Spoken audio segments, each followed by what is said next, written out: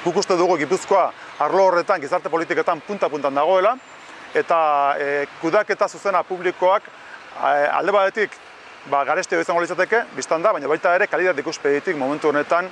nik uste dut Foru Aldundiak hartu duen erabakia ez dela izan kalitate ikuspegi batetik aurrera egiteko, baizik irizpide politiko huts batek aurrera egin duela kasu honetan, eta uste dugu hori onartezina dela. Guk uste dugu, bukatzeko, Gipuzkoak ezinbestekoa duela gizarte politiken arloan kudeaketa optimizatu bat, efizientziaren inguruan egoten dena, eta hortarako ezinbestekoa du, biztan da, hirugarren sektorea horrekin elkarlan bat eta kolaborazioa. Kezka handiarekin gaude,